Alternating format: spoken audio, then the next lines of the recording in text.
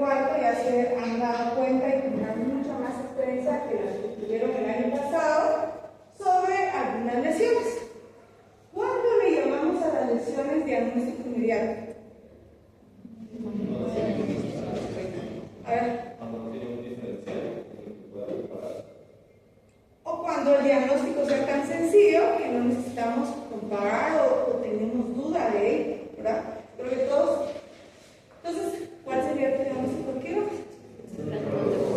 Gángulos deformes, ¿verdad? Entonces, hay condiciones en las cuales no hay necesidad de hacer un listado de diagnósticos diferenciales. A ver, Sebastián, ¿qué es eso?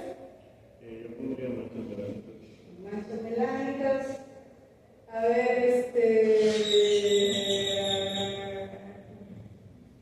¿Jimena?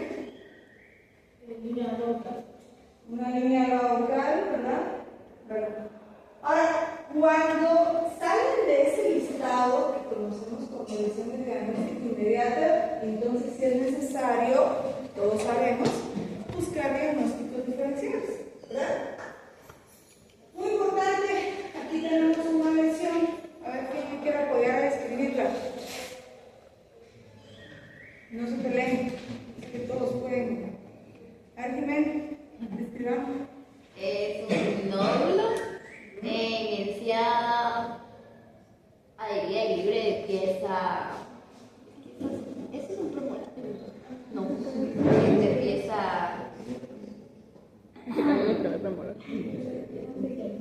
12 y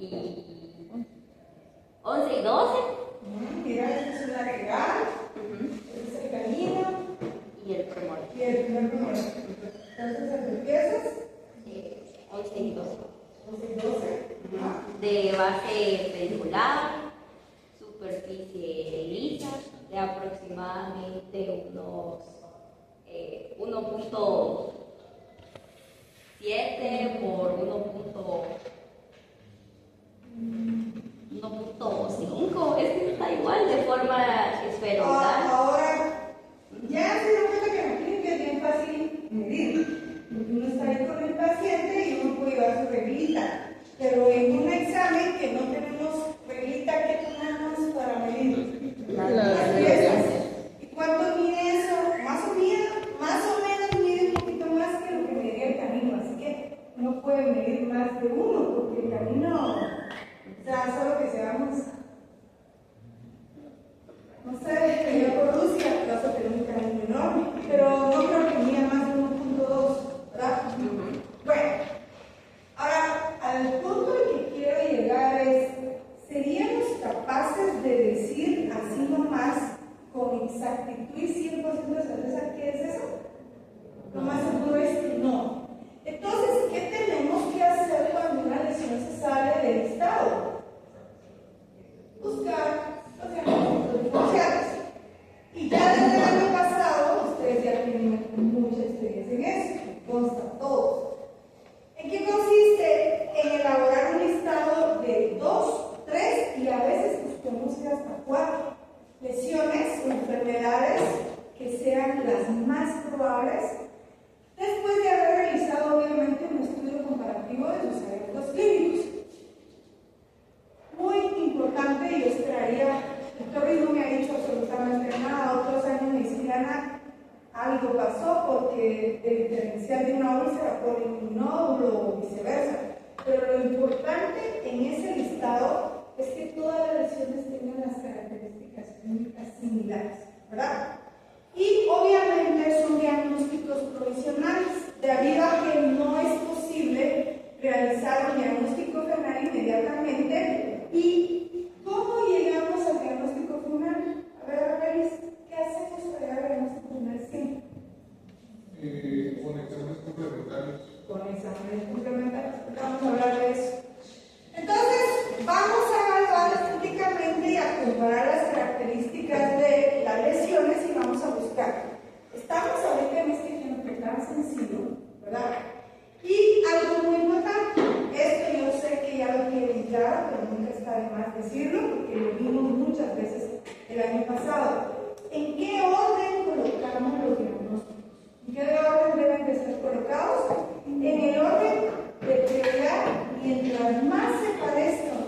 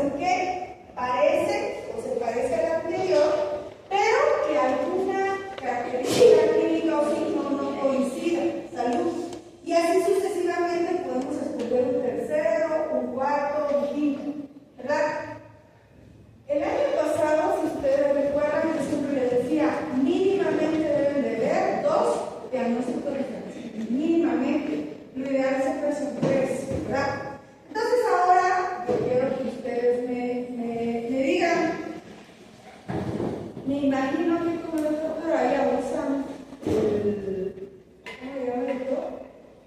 El método de...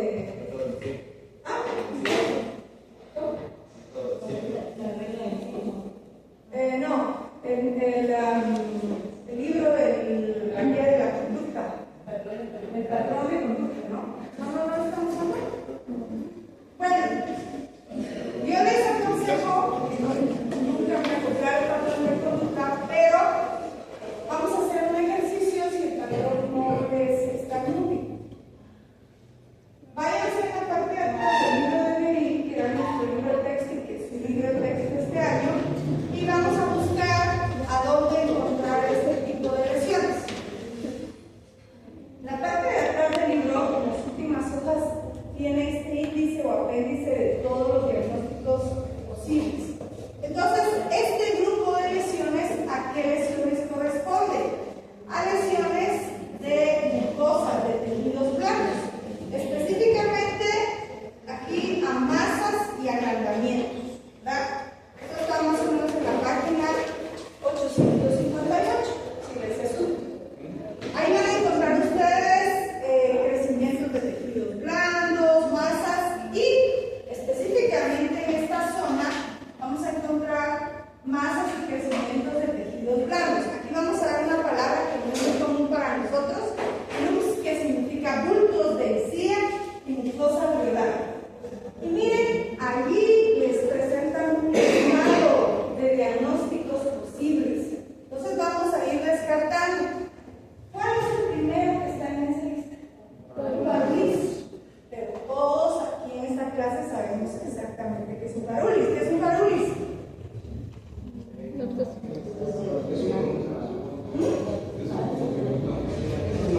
Es una fístula por donde está arreglando probablemente uso un material completo. Ahora, nuestra lesión parece un varulis. Sabemos que no, entonces lo descartamos. Tenemos el siguiente, un épulis fisurato. Ahora, todos sabemos que el épulis fisurato es un crecimiento que sí se puede dar en encía, pero tiene que estar directamente asociado a una prótesis. ¿El paciente tiene prótesis? No. Entonces descartamos el épulis fisurato. ¿Sí? Nos vamos al siguiente, granuloma piógeno. Esto sí me suena un poco más, ¿verdad?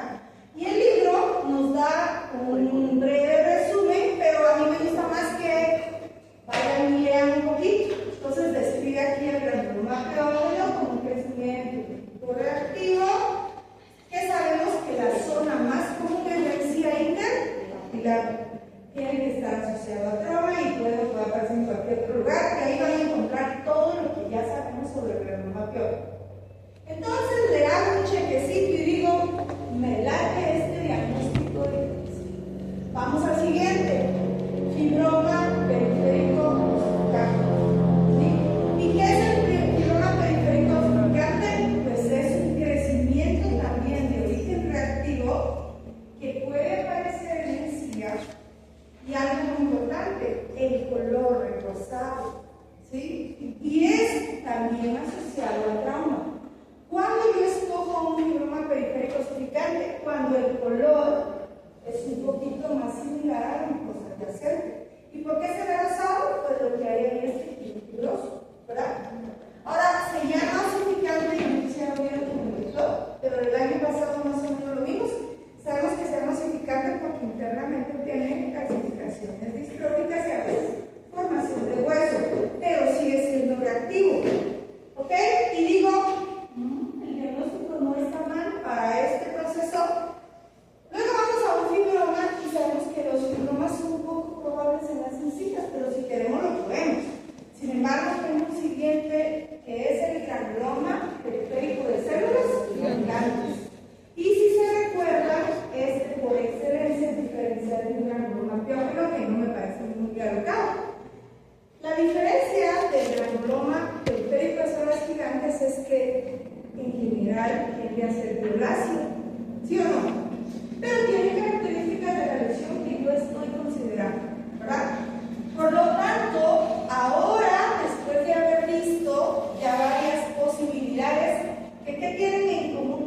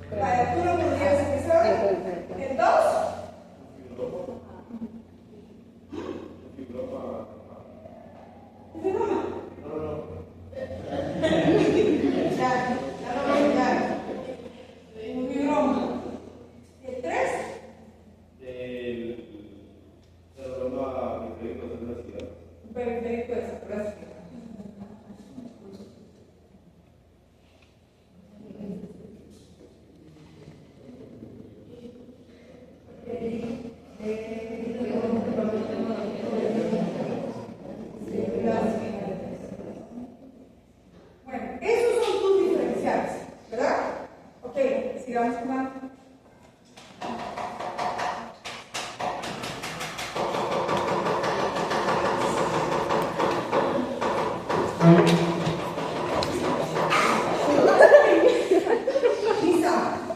Hola, doctora. ¿cuál sería tu lista de diferenciales?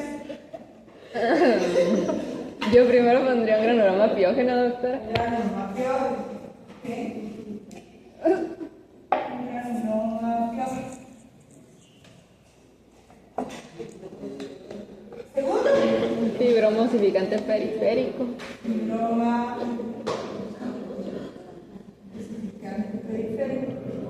Si a ustedes les queda mejor decirle fibroma periférico osificante, es perfectamente aceptado, no hay problema. Ajá. ¿Y tercero? Un granuloma de células gigantes. Periférico de células gigantes. Granuloma periférico de células gigantes. Acuérdense, ahorita que ya pasaron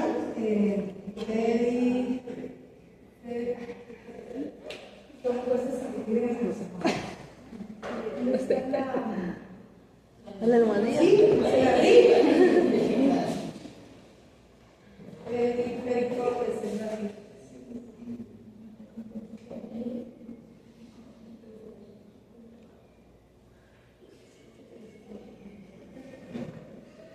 Acuérdense que ahora que ya pasaron con el doctor y ya se dieron cuenta qué trascendente es decir periférico o central, siempre hay que poner, ¿de acuerdo? Bueno, entonces tenemos dos grandes equipos y los dos son respetables, pero los dos, recuérdense que cuando parece un juego, no es tan juego, ¿verdad? Porque pueden haber diferenciales que yo digo, ahí lo voy a dejar ahí, pero no es tan juego, porque de mis diferenciales depende qué exámenes complementarios voy a hacer, ¿verdad? Entonces, por un lado tengo un fibroma osificante periférico, un fibroma y un granuloma periférico de células gigantes. Y por el otro tengo un granuloma piógeno, un fibroma osificante periférico y un granuloma periférico de células gigantes. Ya más o menos describimos cada uno. Yo los puse en este orden porque es el orden en el que teoría debería de estar. No estoy diciendo que el otro no esté mal. ¿Por qué un granuloma piógeno? Cuando yo coloco mis diferenciales, debo de tomar en cuenta, y por eso cuando en clase yo siempre les hacía mucho énfasis de esto es lo más común, esto es lo más común, porque algunas veces debemos de tomar en cuenta qué tan probable es que salga una lesión u otra. ¿Y qué es lo más común de todos esos? El granuloma piógeno, ¿verdad? Entonces, es un poquito rojo, está en la zona justo de la encía, se ve que tiene gases sésicos, por lo tanto yo escogí un granuloma piógeno, pero vamos a hacerle sus estudios correspondientes para verificar. En segundo lugar, yo dije, no está violáceo, así que mi segundo diferencial va a ser un fibroma osificante. Y dejé de último el granuloma periférico de células gigantes. ¿Por qué motivo? Porque ya dijimos que cuando le faltan algunas características, yo debo de dejar, aunque se parece, debo dejar de una lesión. ¿Y qué le falta a esa lesión para hacer un granuloma periférico de células grandes? El violáceo, ¿verdad? Entonces yo por eso decidí hacerlo así. Ahora, ya hice mi lista de diferenciales. ¿Qué es el siguiente paso? Llegar al diagnóstico final. Para llegar al diagnóstico final de una enfermedad o lesión, no se puede hacer así, miren, con un buen ojo clínico. Debemos siempre de apoyarnos en exámenes complementarios. Realmente nuestro apoyo diagnóstico son esos, los exámenes complementarios. Por lo tanto, ¿qué vamos a considerar como examen complementario? A veces un simple examen complementario es una radiografía periapical. Ya se dieron cuenta en la clínica ayer, pasó, y se lo repito a veces en la clase, pero ayer, por ejemplo, le pasó a Jiménez. No sé en qué terminó su caso, pero la panorámica que todos tenemos mucha confianza no siempre nos revela las cosas como son. ¿Qué te ayudó ayer en el examen, en el diagnóstico que estabas haciendo? Una simple periapical. Entonces, los exámenes complementarios, jóvenes, son nuestro principal apoyo. Una simple periapical, una prueba de vitalidad pulpar, un CBCT, operación, una vía funcional, una vía funcional. Debemos de tratar de ser lo más correctos posibles al describir qué examen complementario vamos a usar. Entonces, ¿qué exámenes complementarios se les ocurre que haríamos aquí? Acuérdense que estamos haciendo el ejercicio. Antes de hacer la biopsia en una lesión donde hay dientes y hueso, ¿qué tenemos que hacer? Radiografía. Yo no puedo entrar a hacer una biopsia si radiográficamente no sé cómo está la zona. Entonces, mis exámenes complementarios por excelencia para esta lesión en especial son mínimo, fíjense, mínimo una radiografía idealmente pediátrica. ¿Por qué razón? Porque la panorámica no me va a dar toda la información. Le puedo hacer panorámica, pero idealmente le voy a hacer periapical. La periapical me va a determinar y me va a mostrar espacio de ligamento, me va a mostrar la cresta, la lámina, etc. Entonces, una radiografía idealmente periapical y una biopsia que va a establecer qué tipo de biopsia. Conocemos biopsia por aspiración, conocemos biopsia incisional, biopsia excisional. Y los que se vayan al hospital van a conocer, por ejemplo, la biopsia hecha por Tortut, que es un tipo de biopsia incisional. Entonces ya esos van a tener otro tipo de experiencia, pero para nosotros, ¿qué tipo de biopsia? Biopsia idealmente excisión. ¿Por qué puedo hacer biopsia excisional en esta lesión? Porque es relativamente pequeña, bien circunscrita, ¿verdad? Y de base aparentemente pendular. Perfecto. Y miren el estudio histopatológico.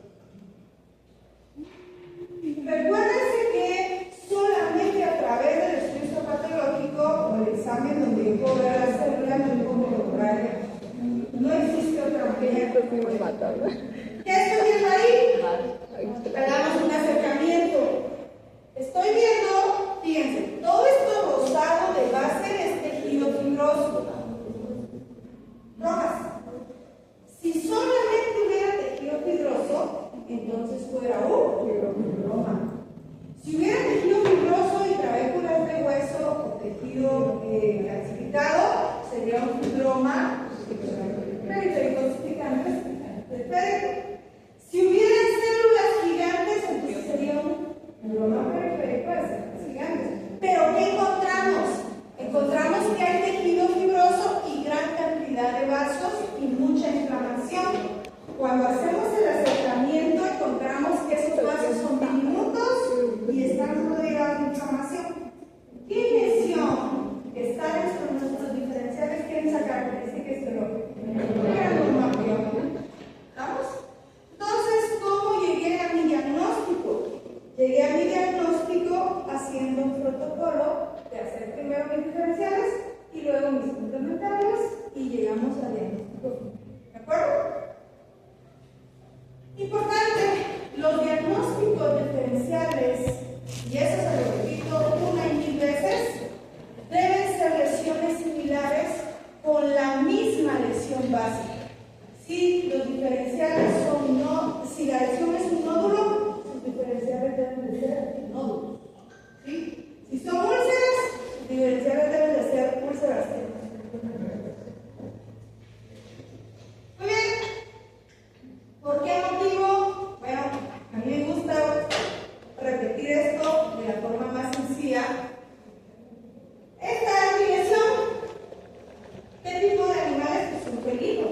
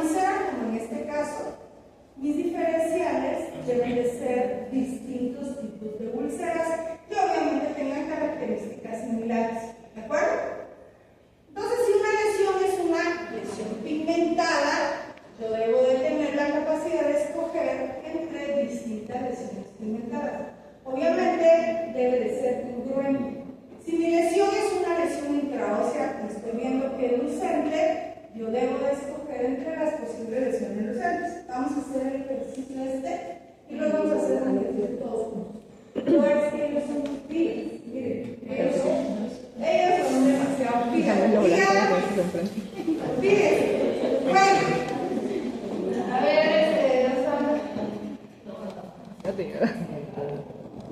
allá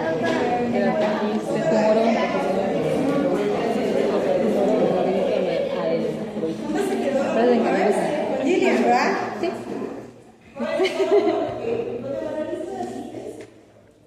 ¿Ya? Ah.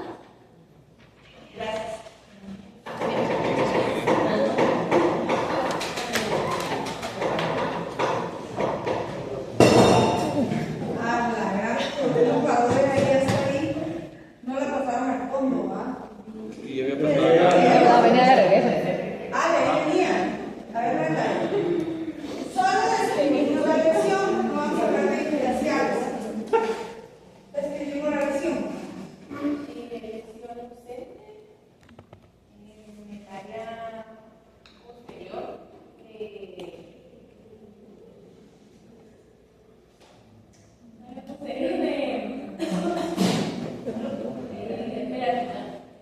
De piezas. Fíjate bien porque la lesión, si estuviera únicamente en la región periapical de las piezas, entonces puedes decir que es periapical, pero mira la lesión. Entonces ahí no va el término periapical. Periapical, ¿qué significa? Venga, que rodea toda la zona apical. Pero esta cosa, eso, no puedes usar el término periapical, porque ya es una lesión muy grande que ocupa casi el completo, el grosor del maxilar. Entonces ahí el término periapical queda.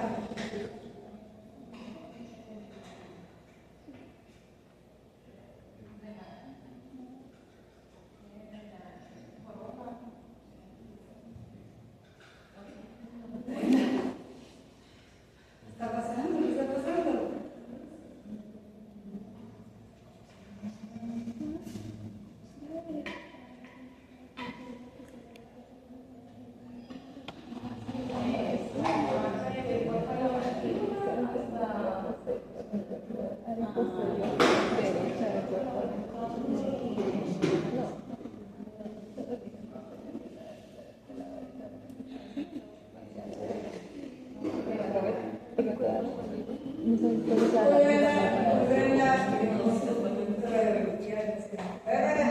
¿Vas a hacer algún compañero?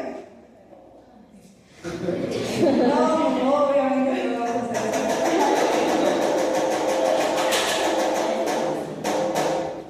Mandíbula de la derecha. Jóvenes, Ángulo de la mandíbula.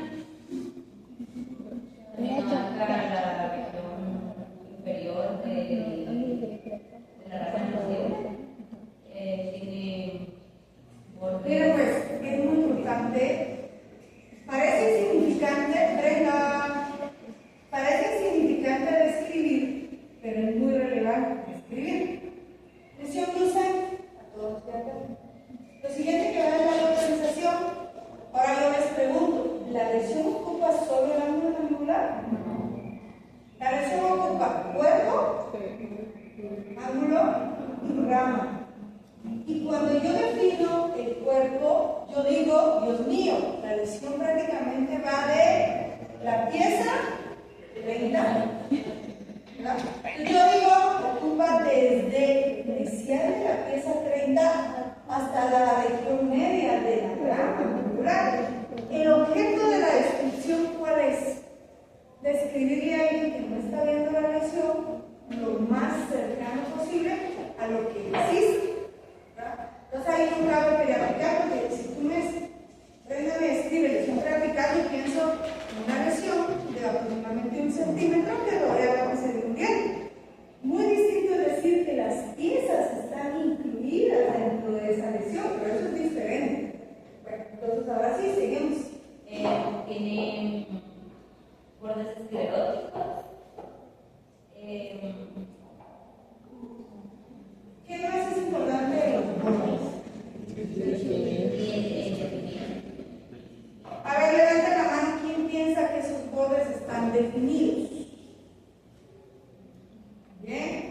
¿Quién piensa que los bordes están indefinidos? Con la mano. Fíjense que es bien interesante, pero en radiología es importante definir. Puede ser que algunas veces nos ocurra una lesión como esta, a mi criterio, no es lo que yo tenga la verdad, pero podemos ver que los bordes son definidos, pero irregulares. Y ese dato es muy relevante, ¿sí? Ese dato es muy relevante. Entonces, ¿qué se describe de bordes? Aparte de estar complicados, lo más indispensable de describir de bordes es si son definidos regulares o definidos irregulares o indefinidos totalmente, ¿verdad? Ese dato es muy relevante. ¿Qué más? Unilocular. Unilocular o multilocular. ¿Qué piensas? Unilocular. ¿Dónde le ves los múltiples lóbulos? No le veo. Entonces, si no le ves lóbulos, es unilocular. ¿Lo dije? Ah, yo oí multilocular, no, perdón. Con pieza 31 y 32 incluidas. Sin desplazamiento de piezas dentales. De aproximadamente, no sé, 4 centímetros por 3 centímetros, de forma ovalada. Acordémonos, puede ser que aquí no sea relevante en la clase, pero allá del otro lado, si les toca principalmente con la otra amiga de radiólogo, les va a exigir que para las lesiones que son planas y de una dimensión, ¿qué usamos? ¿Usamos ovalado o usamos ovoidal? Entonces recordemos que para una dimensión usamos figuras geométricas planas. Y si fuera el CBCT, entonces usamos figuras geométricas tridimensionales. Muy bien. La descripción es bastante buena.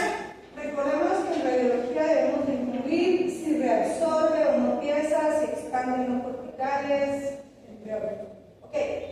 Con esto nos vamos de nuevo al libro y aquí están las lesiones radiológicas. La parte de atrás, miren, ahí están. Y buscamos las lesiones específicamente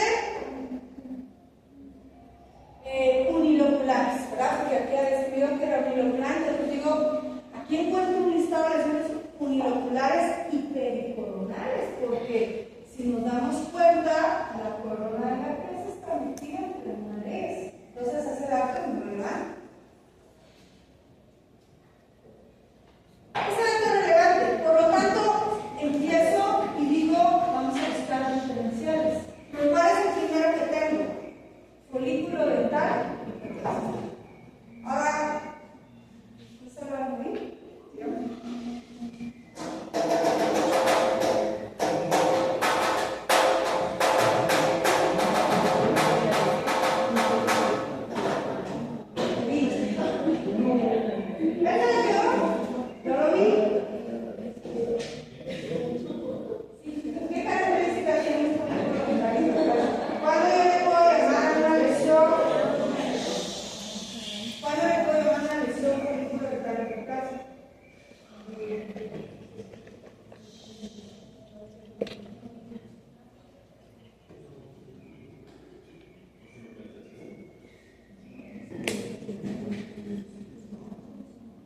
Mi pregunta es, ¿cuándo digamos a una lesión clásica?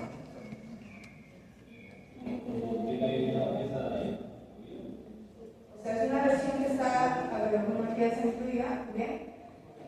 Pero ¿cuándo específicamente esa lesión se puede llamar clásica?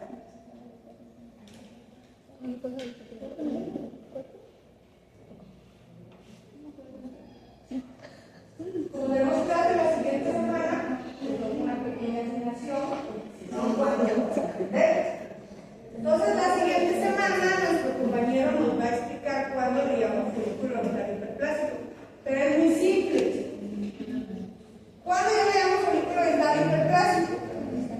Si yo tengo, miren mis dibujos, tengo una molar, pero alrededor de la corona de esa molar hay una lucencia, y esa lucencia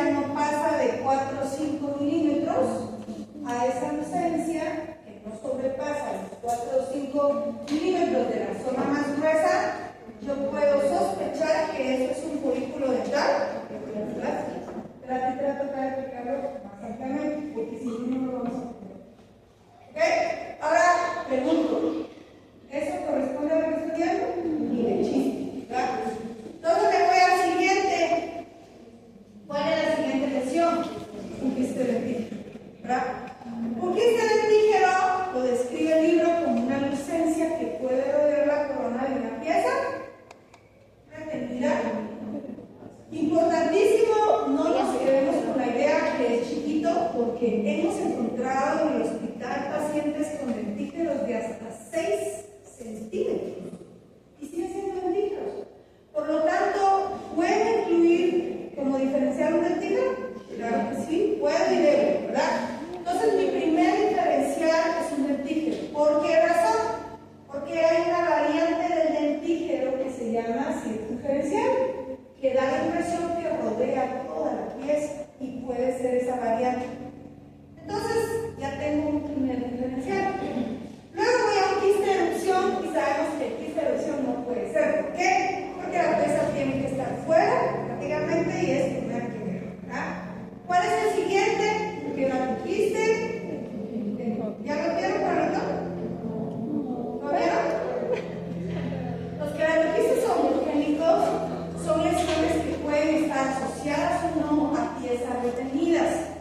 La diferencia con el dentígero es que pueden tener tamaño espectacular y pueden ser uni o multiloculares. Entonces, es muy importante.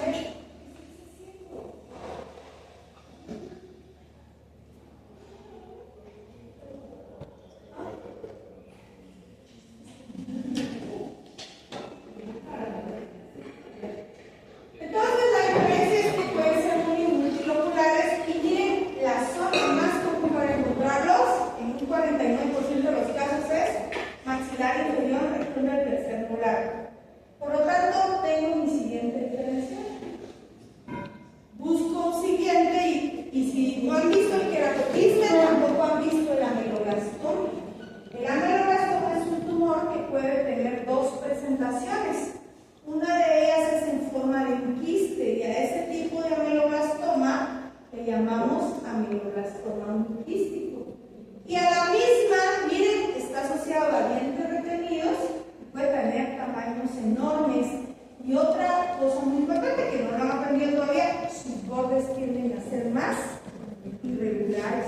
Entonces, el siguiente que está asociado a piezas retenidas es el tumor oncoténico anematoide. ¿Qué característica tiene la anematoide? La anematoide tiene una característica, y esto les va a sentir muchísimo. La anematoide se asocia más a piezas anteriores retenidas. Estamos hablando de premolares para adelante, ¿sí? Y esta pieza es una molar, por lo tanto, la probabilidad de que esto sea una anematoide es muy baja. Entonces, ahora sí puedo escoger mis tres diferenciales. Es poco probable, pero podemos colocar como molar adulto.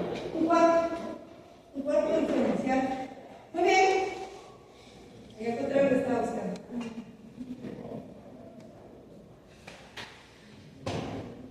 Vamos con las variables. Dentígero, queratoquiste, Una, dos, tres. ¿Ya? ¿Está corriendo? ¿Dónde está? Solo aquí queda. ¿Cómo? Solo aquí queda. Solo aquí queda, no sé qué sucede aquí, mira. Bueno, Ana, ¿en qué orden colocaría los diferenciales?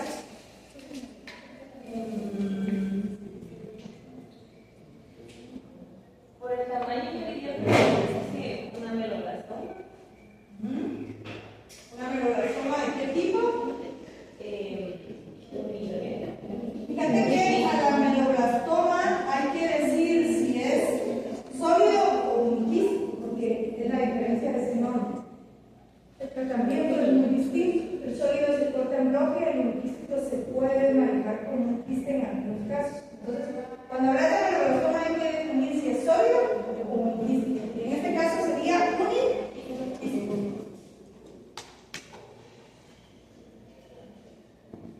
¿Ok? Segundo diferencial. Un quiste dentígero. Quiste dentígero.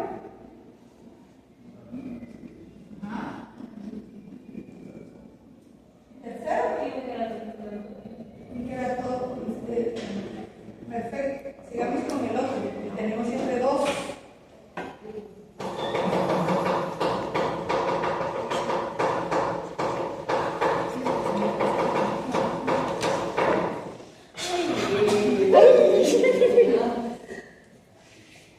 Muy bien.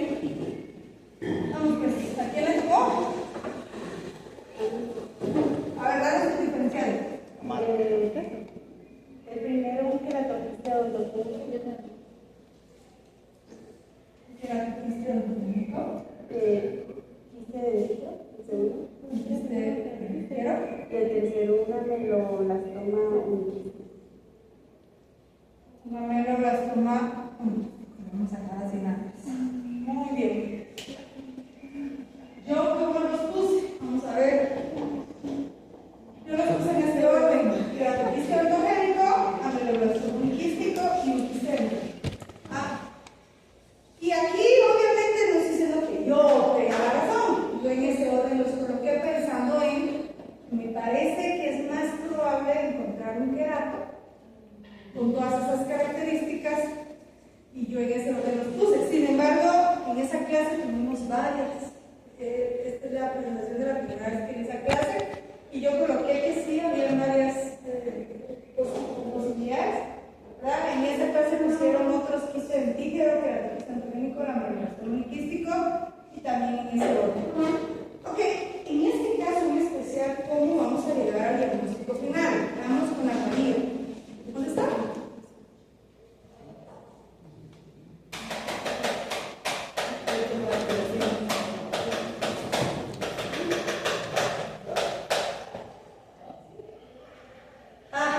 Sebastián. A ver, pues, ¿qué exámenes complementarios utilizas para esa canción? Pues para ir lo más como simple, lo más complejo, se me ocurre pues la panorámica y hasta ahí ya tiene radiografía panorámica que sería para empezar. Por el tamaño de la lesión, no sé si se podría tomar tal vez una periapical, no tanto para ver la lesión completa, pero para verificar los bordes, que están irregulares, que están... El problema de la periapical es que la podrías tal vez hacer aquí, pero aquí no podrías. Entonces no, en este caso, no creo que sería útil. Siguiente. Antes de meterse a claro, yo considero que es importante conocer bien dónde está ubicada la lesión, que la panorámica nos da una imagen 2D y no sabemos hasta más adelante, que podría ser un CST. CST, otra cosa. Después, ya a nivel más clínico, para empezar con los histopatológicos, se nos ocurre una biopsia por aspiración. Una biopsia por aspiración.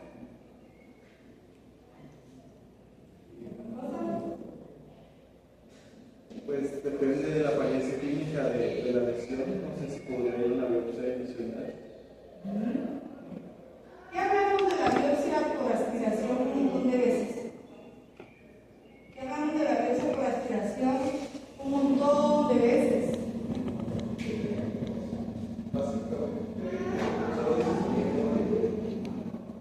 La biopsia por aspiración en patología oral es poco concluyente. Dicho en otras palabras, no es útil para un diagnóstico final y solo nos es útil en el momento del procedimiento para saber si tiene líquido o no. Algunas veces sí nos las mandan del hospital porque el acceso es malo o no hay los medios, y raras veces podemos ver que hay pura queratina y me dice que es un querato, ya no hagas nada, meterle tubito de descompresiones, pues tenemos la lesión y todo va a estar bien, pero es muy raro cuando eso se puede hacer. ¿Cuándo se debe hacer la biopsia incisional? Se debe hacer lo más rápido posible, porque ¿qué característica tiene? Si es un quiste, ¿qué le va a pasar a ese quiste? Si yo hago la biopsia incisional y dejo pasar mucho el quiste, se va a inflamar y entonces va a perder sus características. La biopsia incisional debe hacerse lo más rápido posible. Si yo hice la biopsia por aspiración ayer, debo de tratar que al día siguiente sea la biopsia incisional. Y mejor si hago la biopsia incisional el día que hago la biopsia por aspiración. Eso es lo ideal. Entonces, en el orden en que yo puse esto fue biopsia CBCT, biopsia por aspiración y efectivamente una biopsia incisional. Ahora, recordémonos que es la biopsia incisional la que nos va a decir qué es esto. Ahora, ¿qué estoy viendo aquí? Bueno, esto es una maraña. Este caso es real. ¿Qué estoy viendo aquí? Aquí estoy viendo una cápsula fibrosa y un epitelio de revestimiento. ¿Qué es esto?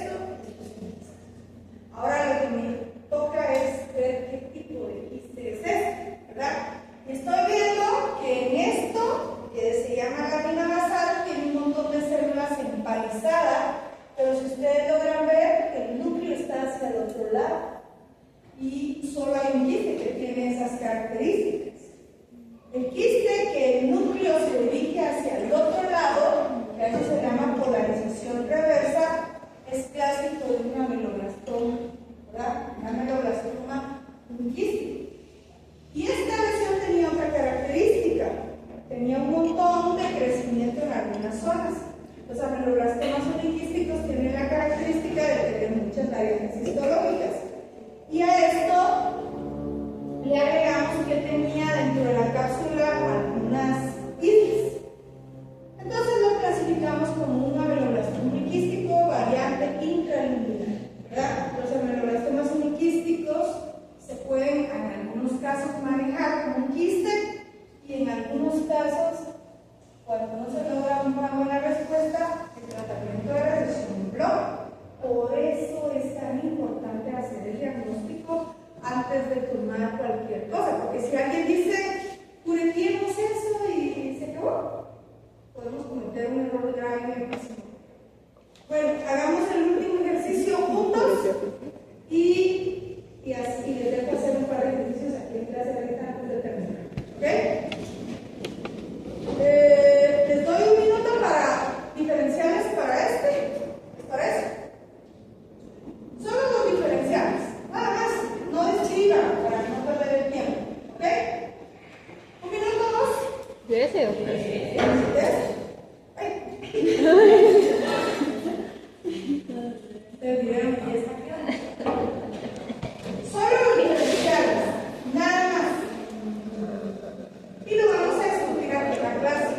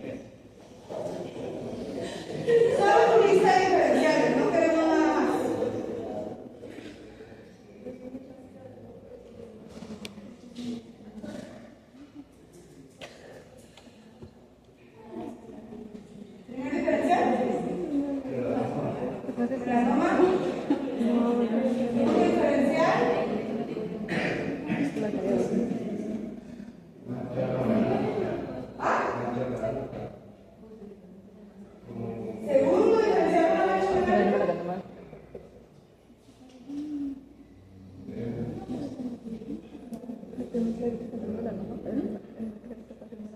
Acuérdense que no es nada más de lanzar diferenciales por lanzar diferenciales.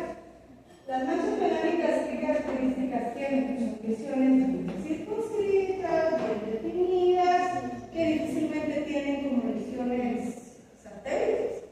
Por lo tanto, un diferencial aquí de una mancha melánica no casa dentro de ellos. ¿Qué otra lesión casaría dentro de lo que estás viendo, Luis?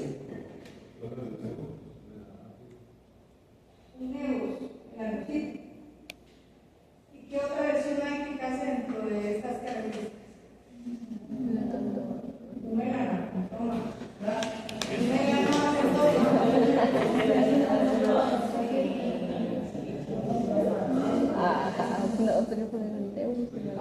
¿Por qué la mancha melánica no podría ir ni siquiera en la lista de diagnósticos diferenciales?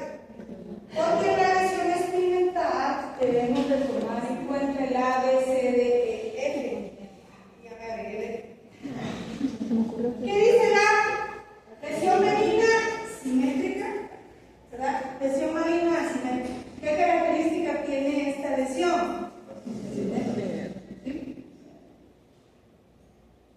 El B que dice lesión benigna bordes regulares, lesión maligna bordes irregulares. ¿Qué característica tiene esta lesión? Tiene los bordes irregulares. ¿Bien? Lesión benigna tiene un color uniforme, lesión maligna tiene distintos colores.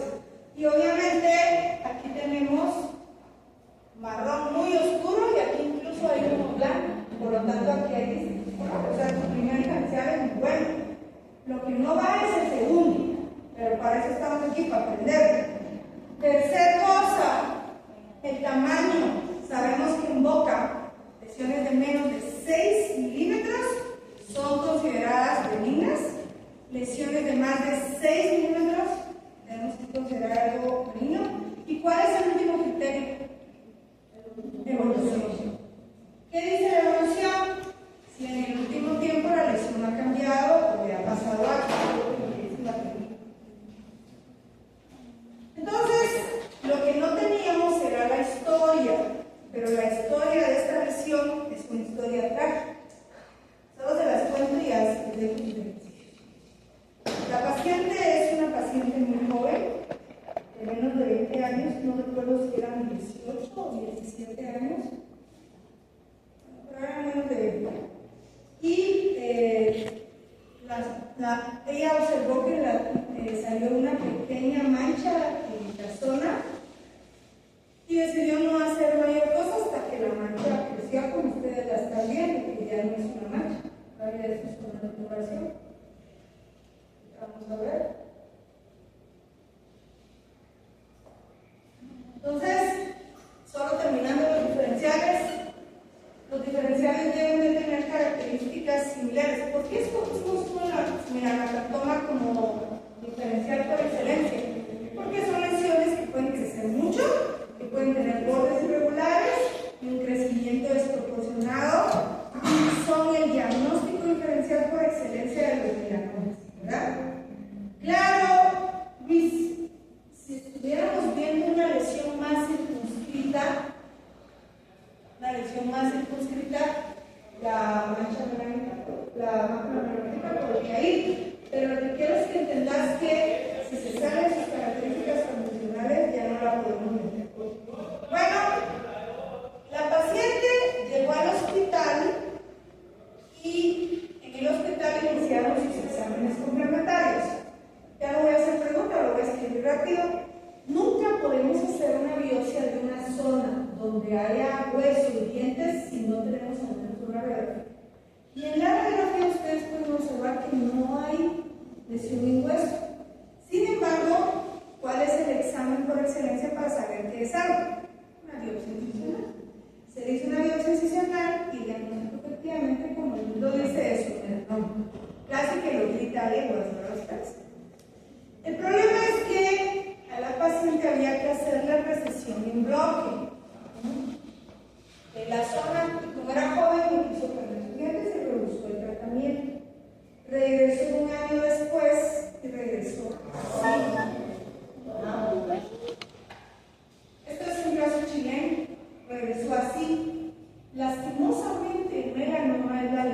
más agresiva que existe. Es decir, sangrarse de un melanoma, eso es casi milagro, ¿verdad? Y miren, en un solo año todo lo que había provocado. Entonces, ahora sí que hicieron la remoción del maxilar, quitaron ganglios a la distancia, pero ya había metástasis al cerebro y 8 meses después. Entonces, mucho cuidado con los melanomas, ¿ok? No es chiste. Cuando vemos una lesión pigmentada en boca y está sospechosa, más vale que el diagnóstico patológico diga, cuando hay por amalgama, y que no sea melanoma, que se nos vaya por ahí. ¿Ok? Vamos a hacer algunos ejercicios. ¿Les parece? ¿Ya cómo estamos aquí? Ok.